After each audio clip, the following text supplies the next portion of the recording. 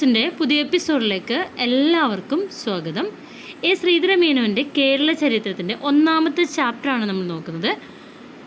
ഭൂമിശാസ്ത്ര പശ്ചാത്തലത്തെക്കുറിച്ചാണ് ഈ ഒരു ചാപ്റ്ററിൽ പറയുന്നത്. നോക്കാം, നമുക്ക് കേരളത്തിൻ്റെ ഭൂമിശാസ്ത്രപരമായ നില നോക്കാം. അറബിക്കടലിനും സഹ്യപർവ്വതത്തിനുമിടയിൽ ഇടുങ്ങിക്കിടക്കുന്ന കേരളത്തിൻ്റെ ഭൂമിശാസ്ത്രപരമായ നില അതിൻ്റെ ചരിത്രഗതിയെ സാരമായിട്ട് സ്വാധീനിച്ചിട്ടുണ്ട്. ഇപ്പോൾ ഉത്തരേന്ത്യയെ പ്രകമ്പനം കൊള്ളിക്കാറുണ്ടായിരുന്ന രാഷ്ട്രീയ ക്ഷോഭങ്ങളിൽ നിന്ന് സുരക്ഷിതമായി ഒഴിഞ്ഞു നിൽക്കാൻ സഹായകമായിട്ടുള്ള ഒരു പ്രധാന ഘടകം ചരിത്രകാലം മുതൽക്കേ കേരളത്തിനുണ്ടായിരുന്നു. ഇന്ത്യയുടെ വടക്കൻ ഭാഗങ്ങളിലുണ്ടായിട്ടുള്ള വിദേശി ആക്രമണങ്ങളുടെ കെടുതിയിൽ കേരളത്തിന് അധികമൊന്നും അനുഭവിക്കപ്പെട്ടിട്ടുണ്ടായിരുന്നില്ല. ഇതിനെ സഹായിച്ചത് നമുക്കറിയാം, സഹ്യപർവ്വതത്തിൻ്റെ സ്ഥാനമാണ് അല്ലേ. അപ്പോൾ നമ്മൾ പറഞ്ഞു വന്നത് അറബിക്കടലിനും സഹ്യപർവ്വതത്തിനും ഇടയിൽ ഇടുങ്ങിക്കിടന്ന ഒരു പ്രദേശമാണ് നമ്മുടെ കേരളം എന്ന് പറഞ്ഞത്. അപ്പോൾ ഉത്തരേന്ത്യയിൽ നിരവധി രാഷ്ട്രീയ പ്രക്ഷോഭങ്ങളുണ്ടായ സമയത്ത്, വിവിധ വൈദേശിക ആക്രമണങ്ങളുണ്ടായ സമയത്ത് അതിൽ നിന്ന് കേരളത്തെ തടഞ്ഞു നിർത്തിയ ഒരു പ്രമുഖ ഘടകമായിരുന്നു, ഭൂമിശാസ്ത്രപരമായ പ്രത്യേകതയായിരുന്നു സഹ്യപർവ്വതത്തിൻ്റെ സ്ഥാനമെന്ന് പറഞ്ഞാൽ. ആര്യ ബൗദ്ധ ജൈനന്മാർ വടക്ക് നിന്ന് ഇന്ത്യയുടെ മറ്റു ഭാഗങ്ങളിൽ കടന്ന് വളരെ കാലം കഴിഞ്ഞിട്ടാണ് കേരളത്തിലെത്തിയിട്ടുള്ളത്. അപ്പോൾ വെളിയിൽ നിന്നുള്ള വമ്പിച്ച കൈകടത്തലുകളാൽ ഛിന്നഭിന്നമാകാതെ പ്രത്യേകമായ ജീവിത രീതിയും സാമൂഹിക സ്ഥാപനങ്ങളും പടുത്തുയർത്താൻ കേരളത്തിന് സാധിച്ചിട്ടുണ്ട്. ഇത് കേരളത്തിൻ്റെ ഭൂമിശാസ്ത്രപരമായ പ്രത്യേകത കൊണ്ട് മാത്രം നമുക്ക് കിട്ടിയതാണ്. മരുമക്കത്തായം, ബഹുഭർത്തൃത്വം മുതലായ സവിശേഷ സാമൂഹിക ആചാരങ്ങളുടെ വികാസത്തിനും ഈ പ്രത്യേകത സഹായിച്ചിട്ടുണ്ട്. എവിടെയും മക്കത്തായികളാണ് ബ്രാഹ്മണരും മുസ്ലിങ്ങളും. എന്നാൽ കേരളത്തിൽ അവരുടെ ഇടയിൽ പോലും മരുമക്കത്തായം ഉണ്ടായിരുന്നു. ഇപ്പോഴും പയ്യന്നൂർ ഗ്രാമത്തിലെ നമ്പൂതിരിമാരും വടക്കേ മലബാറിലെ മാപ്പിളമാരും ഇതിനുദാഹരണമാണ്. അപ്പോൾ പല അംശങ്ങളിലും ഇന്ത്യയുടെ ഇതര ദേശങ്ങളിലേതിൽ നിന്ന് വ്യത്യസ്തമായി കലകളുടെയും വാസ്തുശില്പത്തിൻ്റെയും വ്യക്തിത്വ ഭാസുരമായ സ്വന്തം ശൈലി രൂപപ്പെടുത്തിയെടുക്കാൻ കേരളത്തിന് സാധിച്ചിട്ടുണ്ട്. കഥകളി, ചാക്യാർകൂത്ത്, ഓട്ടംതുള്ളൽ, മോഹിനിയാട്ടം തുടങ്ങി കലാരൂപങ്ങൾ കേരളത്തിൻ്റെ സ്വാതന്ത്ര്യ അന്തരീക്ഷത്തിൽ വികസിച്ച് വന്നിട്ടുള്ളവയാണ്. അപ്പോൾ നമ്മൾ പറഞ്ഞത് കേരളത്തിൻ്റെ ഭൂമിശാസ്ത്രപരമായ പ്രത്യേകത വൈദേശിക ആക്രമണങ്ങളിൽ നിന്ന് കേരളത്തെ തടഞ്ഞു നിർത്തി. ആര്യ ബൗദ്ധ ജൈന മതങ്ങൾ വടക്ക് ഭാഗത്ത് പ്രചരിച്ച അത്ര വേഗത്തിൽ കേരളത്തിലേക്ക് എത്തിയിട്ടില്ല. മരുമക്കത്തായം, ബഹുഭർത്തൃത്വം എന്ന കേരളത്തിലെ സാമൂഹിക ആചാരങ്ങൾ നിലനിർത്തിയത്, അത് നിലനിന്ന് പോവാൻ കേരളത്തിൻ്റെ സവിശേഷമായ ഭൂപ്രകൃതി സഹായിച്ചിട്ടുണ്ട്. അതുപോലെ കേരളത്തിൻ്റെ തനതായിട്ടുള്ള കഥകളി, ചാക്യാർകൂത്ത്, ഓട്ടംതുള്ളൽ, മോഹിനിയാട്ടം തുടങ്ങിയ കലാരൂപങ്ങൾ വളർന്നു വരാനും കേരളത്തിൻ്റെ ഭൂമിശാസ്ത്രപരമായ പ്രത്യേകത സഹായിച്ചിട്ടുണ്ട്. സംസ്കാരങ്ങളുടെ പരസ്പര സമ്പർക്കത്തെയും അയൽപക്കങ്ങളിൽ നിന്നുള്ള ആക്രമണങ്ങളെയും നിശേഷം ഒഴിവാക്കിക്കൊണ്ടായിരുന്നില്ല കേരളത്തിൻ്റെ ഈ ഒറ്റപ്പെട്ട നില. നമുക്കറിയാം, അദ്വൈത മത സ്ഥാപകനായിട്ടുള്ള ശങ്കരാചാര്യർ കാലടിയിൽ ജനിച്ചു. അദ്ദേഹത്തിൻ്റെ തത്വങ്ങൾ വിദൂര ഭൂതകാലങ്ങളിൽ, അതായത് ആ കാലഘട്ടത്തിൽ തന്നെ അദ്ദേഹത്തിൻ്റെ തത്വങ്ങൾ AD 9-ാം ശതകത്തിൽ തന്നെ വിവിധ പ്രദേശങ്ങളിലേക്ക് പ്രചരിച്ചിട്ടുണ്ടായിരുന്നു. വേദാന്തം പ്രചരിപ്പിക്കുന്നതിന് വേണ്ടിയിട്ട് ജൈത്രയാത്രകൾ നടത്തിയിട്ടുണ്ടായിരുന്നു. അന്നേരം ഈ ഭൂമിശാസ്ത്രപരമായിട്ടുള്ള പ്രതിബന്ധങ്ങളൊന്നും തടസ്സമായിരുന്നില്ല. അതിപുരാതന കാലം മുതൽക്ക് തന്നെ 10,000-കണക്കിന് ഭക്തജനങ്ങൾ ഭൂപ്രകൃതിയുടേതായിട്ടുള്ള വിഷമങ്ങളെ വകവയ്ക്കാതെ സഹ്യപർവ്വതത്തിൻ്റെ ഇരുപാർശ്വങ്ങളിലുമുള്ള വിസ്തൃത തീർത്ഥാടന കേന്ദ്രങ്ങൾ സന്ദർശിച്ചിട്ടുണ്ടായിരുന്നു. അപ്പോൾ അയൽപക്കത്തുള്ള തമിഴ്നാട്ടിലും കർണാടക പ്രദേശത്തും ആധിപത്യം നേടിയ വിവിധ ശക്തികളുടെ ആക്രമണ പരിപാടിയിൽ എല്ലായ്പ്പോഴും കേരളം ഉണ്ടായിരുന്നു. അപ്പോൾ പ്രാചീന കാലത്ത് ചാലൂക്യരും രാഷ്ട്രകൂടരും പാണ്ഡ്യരും ചോളരും പല പ്രാവശ്യം കേരളത്തെ ആക്രമിച്ചിട്ടുണ്ട്. പിന്നീടുള്ള കാലഘട്ടങ്ങളിൽ വിജയനഗരത്തിലെയും മൈസൂരിലെയും ഭരണാധികാരികൾ കേരളത്തിലേക്ക് അക്രമാസക്തമായിട്ടുള്ള പടയോട്ടം നയിച്ചിട്ടുണ്ട്. വേണാട് രാജാവായിട്ടുള്ള രവിവർമ്മ കുലശേഖരന് അദ്ദേഹത്തിൻ്റെ കാലഘട്ടം 1299 മുതൽ 1314 വരെയുള്ള കാലഘട്ടമാണ്. ആ കാലഘട്ടത്തിൽ അദ്ദേഹം കാഞ്ചീപുരം വരെ ആക്രമണം നടത്തി ദിഗ്വിജയം നടത്തിയിട്ടുണ്ട്. അദ്ദേഹം ദക്ഷിണ ഭാരത ചക്രവർത്തിയായിട്ട് അഭിഷേകം ചെയ്തിട്ടുണ്ട്. അപ്പോൾ തെക്കൻ കാനറയിലെ ബദനോർ നായ്ക്കന്മാർ അഥവാ ഇക്കേരി നായ്ക്കന്മാർ 17ഉം 18ഉം നൂറ്റാണ്ടുകളിൽ കുറേ കാലം ഉത്തര കേരളത്തിലെ ഹോസ്ദുർഗ്, കാസർഗോഡ് പ്രദേശങ്ങളിൽ ആധിപത്യം സ്ഥാപിച്ചിട്ടുണ്ട്. ഹോസ്ദുർഗ്, ബേക്കൽ, കൽനാട്, കുമ്പള എന്നീ ചരിത്ര പ്രസിദ്ധങ്ങളായിട്ടുള്ള കോട്ടകൾ അവരുടെ ഭരണത്തിൻ്റെ സ്മാരകങ്ങളായിട്ട് ഇപ്പോഴും നിലനിൽക്കുന്നുണ്ട്. അപ്പോൾ സംസ്കാരങ്ങളുടെ പരസ്പര സമ്പർക്കത്തെയും അയൽപക്കങ്ങളിൽ നിന്നുള്ള ആക്രമണങ്ങളെയും നിശേഷം ഒഴിവാക്കിക്കൊണ്ടല്ല കേരളത്തിൻ്റെ ഒറ്റപ്പെട്ടുള്ള നിലയുണ്ടായിട്ടുള്ളത്. അതായത് അദ്വൈത മത സ്ഥാപകനായിട്ടുള്ള ശങ്കരാചാര്യരുടെ തത്വങ്ങൾ മറ്റ് പ്രദേശങ്ങളിലേക്ക് വ്യാപിക്കാൻ ഈ ഒരു സഹ്യപർവ്വതത്തിൻ്റെയോ അല്ലെങ്കിൽ ഭൂമിശാസ്ത്രപരമായിട്ടുള്ള തടസ്സങ്ങളോ വിഷമങ്ങളോ ഒന്നും തടസ്സമായിട്ട് നിന്നിട്ടുണ്ടായിരുന്നില്ല. അപ്പോൾ ഇത്തരം വിഷമങ്ങളൊന്നും വകവയ്ക്കാതെ സഹ്യപർവ്വതത്തിൻ്റെ ഇരുപാർശ്വങ്ങളിലുമുള്ള തീർത്ഥാടന കേന്ദ്രങ്ങൾ സന്ദർശിച്ചിട്ടുണ്ടായിരുന്നു. വിവിധ പ്രദേശങ്ങളിൽ നിന്ന് ആളുകൾ വന്ന് സന്ദർശിക്കാറുണ്ടായിരുന്നു.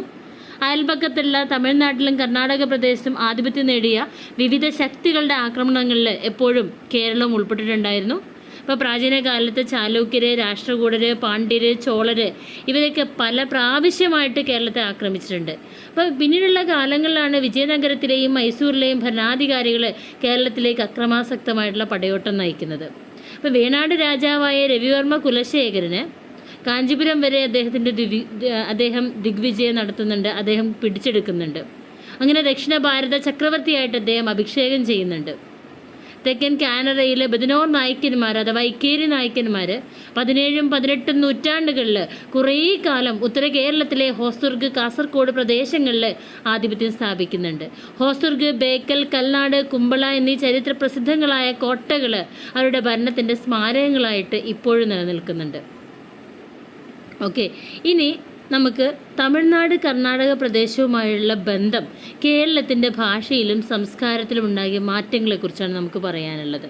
അപ്പോൾ തെക്കേ അറ്റത്തെ ഭാഷയിൽ തമിഴിൻ്റെ സ്വാധീനമുണ്ട്, വടക്കേ അറ്റത്തെ ഭാഷയിൽ കന്നഡയുടെ സ്വാധീനം കാണാം. അപ്പോൾ ഏറ്റവും തെക്കും വടക്കുമുള്ള കേരളീയരുടെ ആചാര അനുഷ്ഠാനങ്ങളിൽ തൊട്ടടുത്ത് കിടക്കുന്ന തമിഴ്നാടിൻ്റെയും കർണാടകത്തിൻ്റെയും ആചാര അനുഷ്ഠാനങ്ങളുമായിട്ട് സാമ്യതയുണ്ട്. അപ്പോൾ അവരേറ്റവും കൂടുതൽ നമുക്കറിയാം, ഇപ്പം നമ്മുടെ കേരളത്തിലെ ആൾക്കാരാണെങ്കിലും തമിഴ്നാടിൻ്റെ അതിർത്തിയിലുള്ള ആൾക്കാർക്ക് ഏറ്റവും കൂടുതൽ അവർ ബന്ധപ്പെടേണ്ടി കേരളത്തിലുള്ളവരോടായിരിക്കില്ല, അവരുടെ തൊട്ടടുത്ത പ്രദേശത്തുള്ള ജനങ്ങളുമായിട്ടായിരിക്കും. സ്വാഭാവികമായിട്ട് അവിടെ സംസ്കാര കൈമാറ്റം നടത്തും, ആചാരങ്ങളുടെ കൈമാറ്റം നടക്കും. ഓക്കെ, ദെൻ കേരളത്തിലെ ക്ഷേത്ര നിർമ്മാണത്തിലും പ്രതിമാ നിർമ്മാണത്തിലും പല്ലവ, ചാലൂക്യ, വിജയനഗര ശൈലികൾ പ്രതിഫലിച്ചിട്ടുണ്ട്. ഇടുക്കി ജില്ലയിലെ ഹൈറേഞ്ചിലും സമീപ പ്രദേശങ്ങളിലും തമിഴ്നാടിൻ്റെ സ്വാധീനം പ്രകടമായിട്ടുണ്ട്. മധുര മീനാക്ഷിക്ക് സമർപ്പിച്ചിട്ടുള്ള ഒട്ടേറെ ക്ഷേത്രങ്ങൾ ഇടുക്കി ജില്ലയിലുണ്ട്. ഈ മധുര മീനാക്ഷി ക്ഷേത്രം, ഈ മീനാക്ഷി ദേവി അതായത് മീനച്ചി ദേവി എന്ന് പറഞ്ഞാൽ തമിഴ്നാട്ടുകാരുടെ ദേവിയാണ്. ഈ മീനാക്ഷി ദേവിയിൽ നിന്നാണ് മീനച്ചിൽ താലൂക്കിന് ആ പേര് തന്നെ കിട്ടിയിട്ടുള്ളത്. ഇപ്പോൾ കന്യാകുമാരി, തിരുനെൽവേലി, മധുര, കോയമ്പത്തൂർ, കുടക്, മൈസൂർ, തെക്കൻ കാനറ എന്നിങ്ങനെ അതിർത്തിയിലെ അയൽ ജില്ലകളുമായുള്ള കേരളത്തിൻ്റെ ബന്ധത്തെക്കുറിച്ച് ചരിത്രദൃഷ്ട്യാ നിർവഹിക്കുന്ന ഒരു പഠനം കൂടി യഥാർത്ഥത്തിൽ കേരള ചരിത്രത്തിൻ്റെ വ്യാപ്തിയിൽ പെടുന്നുണ്ട്. അപ്പോൾ ഇത്രയും കാര്യങ്ങളാണ് നമ്മുടെ ഭൂമിശാസ്ത്രപരമായ നില എന്നുള്ള ആ ഒരു ഭാഗത്ത് പറയാനുള്ളത്. ഇനി കേരളത്തിലെ പർവ്വതങ്ങളെക്കുറിച്ചും മലകളെക്കുറിച്ചും നോക്കാം നമുക്ക്. കേരളത്തിലെ പർവ്വതങ്ങൾക്കും മലകൾക്കും ചരിത്രത്തെ രൂപപ്പെടുത്തുന്നതിൽ നല്ല പങ്കുണ്ട്. കിഴക്കേ അതിർത്തി കാത്തു സൂക്ഷിച്ചുകൊണ്ട് മിക്കവാറും അച്ഛിന്നമായ ഒരു കോട്ട പോലെ നിലകൊള്ളുന്ന സഹ്യപർവ്വതം കേരളത്തിലെ ജനങ്ങളെ കുറേ വർഷങ്ങളായിട്ട് ഒരു സുരക്ഷിത ജീവിതം നയിക്കാൻ സഹായിച്ചു പോരുന്നുണ്ട്. ഇപ്പോൾ സമുദ്രനിരപ്പിൽ നിന്ന് 3000 അടി മുതൽ 8000-ലധികം അടി വരെ ഉയർന്നു കിടക്കുന്നതാണ് ഈ പർവ്വതനിരകൾ. അപ്പോൾ ഇടുക്കി ജില്ലയിലെ ഹൈറേഞ്ചിലുള്ള ആനമുടിക്ക് 8841 അടി ഉയരമുണ്ട്. ഇന്ത്യയിലെ ഹിമാലയത്തിന് തെക്ക് ഏറ്റവും ഉയർന്നു കിടക്കുന്ന ഭാഗം ഏതാണ്? ആനമുടിയാണ്. ഐതിഹ്യത്തിൽ അഗസ്ത്യമുനിയുമായി ബന്ധപ്പെട്ടതും സഹ്യപർവ്വതത്തിൽ ഏറ്റവും തെക്കേ അറ്റത്തെ കൊടുമുടിയായ അഗസ്ത്യകൂടം സമുദ്രനിരപ്പിൽ നിന്ന് 6132 അടി ഉയരത്തിലാണ് സ്ഥിതി ചെയ്യുന്നത്. അപ്പോൾ പർവ്വതങ്ങളും മലകൾക്കും ചരിത്രത്തെ രൂപപ്പെടുത്തുന്നതിൽ വളരെയധികം പങ്കുണ്ട്. കിഴക്കേ അതിർത്തിയെ കാത്തു സൂക്ഷിച്ചുകൊണ്ട് അച്ഛിന്നമായ ഒരു കൊട്ട പോലെ നിലനിൽക്കുന്നുണ്ട് സഹ്യപർവ്വതം. അപ്പോൾ കേരളത്തിലെ ജനങ്ങളെ ശതവർഷങ്ങളായിട്ട് സംരക്ഷിക്കുന്ന ഒരു സുരക്ഷിത കവചമാണ് ഈ സഹ്യപർവ്വതം എന്ന് പറഞ്ഞാൽ. അപ്പോൾ സമുദ്രനിരപ്പിൽ നിന്ന് 3000 അടി ഉയരം മുതൽ 8000-ലധികം ഉയരം വരെ ഉയർന്നു നിൽക്കുന്നതാണ് പർവ്വതനിര. ഇതിൽ ഏറ്റവും വലുത് ആനമുടിയാണ്. 8841 അടിയാണ് അതിൻ്റെ ഉയരം. ഇത് ഇടുക്കി ജില്ലയിലാണ് സ്ഥിതി ചെയ്യുന്നത്. അപ്പോൾ ഐതിഹ്യങ്ങളിൽ നമ്മൾ അഗസ്ത്യമുനിയുമായി ബന്ധപ്പെട്ടതും സഹ്യപർവ്വതത്തിൽ ഏറ്റവും തെക്കേ അറ്റത്തെ കൊടുമുടിയുമായിട്ടുള്ള അഗസ്ത്യകൂടം സമുദ്രനിരപ്പിൽ നിന്ന് 6132 അടി ഉയരത്തിലാണ് സ്ഥിതി ചെയ്യുന്നത്. അപ്പോൾ സഹ്യനോട് ചേർന്ന മലകളും കൊടുമുടികളും കൂടാതെ ഇടനാടിനും സമതല പ്രദേശത്തും ഒറ്റപ്പെട്ട് അവിടെയായി പല മലകളും കാണാൻ പറ്റും. രാഷ്ട്രീയവും സാംസ്കാരികവുമായ വീക്ഷണത്തിൽ പ്രാധാന്യമുള്ളവയാണ് ചില മലകൾ. ഇപ്പം വടക്കേ മലബാറിൽ കണ്ണൂരിൽ നിന്ന് ഏതാനും നാഴിക വടക്കു മാറിയിട്ട് കടൽക്കരയിൽ ശ്രദ്ധാർഹമാം വിധം ഒറ്റപ്പെട്ട് കടലിലേക്ക് ഉന്തി നിൽക്കുന്ന ഏഴിമല ക്രിസ്തു വർഷത്തിൻ്റെ ആദ്യ ശതകങ്ങളിൽ അഭിവൃദ്ധി നേടിയ ഒരു രാജസ്ഥാനത്തിൻ്റെ ആസ്ഥാനമായിരുന്നു ഇത് ഏഴിമല എന്ന് പറയുന്നത്. അപ്പോൾ അത് ആദ്യകാലം മുതൽക്കേ കപ്പലോട്ടക്കാർക്ക് സുപ്രസിദ്ധമായിട്ടുള്ള ഒരു അതിർത്തി കുറ്റിയും കൂടിയായിരുന്നു ഇത് ഏഴിമല. അതായത് കപ്പലോട്ടക്കാർ നമ്മുടെ കേരളത്തെത്തി എന്ന് മനസ്സിലാക്കാൻ ഒരു അതിർത്തി കുറ്റിയായിട്ട് എടുത്തതും ഈ ഏഴിമലയായിരുന്നു. അതുപോലെ തലശ്ശേരി താലൂക്കിലെ പുരളിമല ബ്രിട്ടീഷ് കാലത്തെ പഴശ്ശി വിപ്ലവത്തിൻ്റെ വിധി നിർണായകമായി പങ്കുവഹിക്കുന്ന ഒരു ഘടകമാണ്. അപ്പോൾ രാജസ്ഥാൻ്റെ ചരിത്രത്തിൽ ആരവല്ലി മലകൾക്ക് എത്രത്തോളം പ്രാധാന്യമുണ്ടോ അതുപോലെ തന്നെ തലശ്ശേരി താലൂക്കിൽ പുരളിമലയ്ക്ക് പ്രാധാന്യമുണ്ട്. കേരളത്തിലെ പ്രധാനപ്പെട്ട തീർത്ഥാടന കേന്ദ്രങ്ങളിൽ ചിലത് എവിടെയുള്ളത്? മലകളുടെ മുകളിലോ താഴ്വാരങ്ങളിലോ ആണുള്ളത്. അപ്പം വടക്കേ വയനാട് താലൂക്കിലെ തിരുനെല്ലി ക്ഷേത്രം 5276 അടി ഉയരമുള്ള ബ്രഹ്മഗിരി കൊടുമുടിയുടെ താഴ്വരയിലാണ്. അപ്പോൾ കേരളത്തിലെ പ്രധാനപ്പെട്ട തീർത്ഥാടന കേന്ദ്രങ്ങളിൽ ചിലത് എവിടെയാണുള്ളത്? മലയുടെ മുകളിലോ താഴ്വാരങ്ങളിലോ ആണ് സ്ഥിതി ചെയ്യുന്നത്. വടക്കേ വയനാട് താലൂക്കിലെ തിരുനെല്ലി ക്ഷേത്രം 5276 അടി ഉയരമുള്ള ബ്രഹ്മഗിരി കൊടുമുടിയുടെ താഴ്വരയിലാണ്. പീരുമേട് താലൂക്കിൽ 3790 അടി പൊക്കമുള്ള ശബരിമലയുടെ മുകളിൽ സ്ഥിതി ചെയ്യുന്ന വിഖ്യാതമായ ശാസ്താ ക്ഷേത്രമാണ് കേരളത്തിലെ ഏറ്റവും പ്രാധാന്യമുള്ള ഹൈന്ദവ തീർത്ഥാടന കേന്ദ്രം എന്ന് പറഞ്ഞാൽ. ആലുവ താലൂക്കിലെ മലയാറ്റൂർ മലയുടെ മുടിയിലുള്ള സെൻറ് തോമസ് പള്ളി ഈ സംസ്ഥാനത്തിലെ മുഖ്യമായ ശാസ്ത്രീയ തീർത്ഥാടന സങ്കേതങ്ങളിലൊന്നാണ്. ഇതിൻ്റെ ഉയരം 1500 അടി ഉയരമാണ്. അപ്പോൾ ആലുവ താലൂക്കിൽ മലയാറ്റൂർ മലയുടെ മുകളിൽ 1500 അടി ഉയരത്തിൽ സെൻറ് തോമസ് പള്ളി സ്ഥിതി ചെയ്യുന്നു. ഇത് ഈ സംസ്ഥാനത്തിലെ മുഖ്യമായ ക്രിസ്തീയ തീർത്ഥാടന കേന്ദ്രങ്ങളിലൊന്നാണ്. അപ്പോൾ അങ്ങനെ കേരളത്തിൻ്റെ പർവ്വതങ്ങൾക്കും മലകൾക്കും ബഹുജനങ്ങളുടെ സങ്കല്പത്തിൽ മതത്തിൻ്റേതായ പരിവേഷമുണ്ട്. അവ പ്രാദേശിക ഭദ്രതയും രാഷ്ട്രീയ സ്വാതന്ത്ര്യവും കാത്തുസൂക്ഷിക്കുന്ന കാര്യത്തിലും വളരെയധികം പ്രാധാന്യം അർഹിക്കുന്നുണ്ട്. അപ്പോൾ സഹ്യപർവ്വതം വെളിയിൽ നിന്നുള്ള ആക്രമണകാരികളുടെ വലിയ തള്ളിക്കയറ്റങ്ങൾ ഒഴിവാക്കുകയും അങ്ങനെ നൈസർഗികമായ ഒരു രക്ഷാദുർഗമായിട്ട് സ്ഥിതി ചെയ്യുകയും ചെയ്യുന്നുണ്ട്. അപ്പോൾ കേരളത്തിൻ്റെ സമുദ്രതീരത്ത് കപ്പലിറങ്ങിയ പോർച്ചുഗീസുകാർക്ക് ഭാരത ഉപദ്വീപിൻ്റെ ഉൾപ്രദേശങ്ങളുമായിട്ട് ബന്ധം സ്ഥാപിക്കാൻ തടസ്സമായി നിന്നത് സഹ്യപർവ്വതത്തിൻ്റെ സാന്നിധ്യമായിരുന്നു. അപ്പോൾ കിഴക്കൻ തീരത്ത് വന്നിറങ്ങിയ ഇംഗ്ലീഷുകാരുടെ നിലയാണെങ്കിൽ പോർച്ചുഗീസുകാരെക്കാൾ മെച്ചമായിരുന്നു. കുറച്ചും കൂടി അവരുടെ ഗതാഗത സംവിധാനത്തിലൂടെ ഉൾപ്രദേശങ്ങളിലേക്ക് കടന്നിട്ടുണ്ട്. അപ്പോൾ ഒറ്റയടിക്ക് കേരളത്തിലേക്ക് അടിച്ചു കയറി കേരളത്തെ വൈദേശിക ആക്രമണങ്ങളിലൂടെ നശിപ്പിക്കാൻ സാധിക്കാതെ കേരളത്തെ സുരക്ഷിതമായിട്ട് നിലനിർത്തിയത് ഏതായിരുന്നു? സഹ്യപർവ്വതമായിരുന്നു. അപ്പോൾ ഇത്രയാണ് നമുക്ക് പർവ്വതങ്ങളും മലകളും എന്നുള്ള ആ ഭാഗത്ത് പറയാനുള്ളത്. ഇനി മലമ്പാതകളെക്കുറിച്ചാണ്.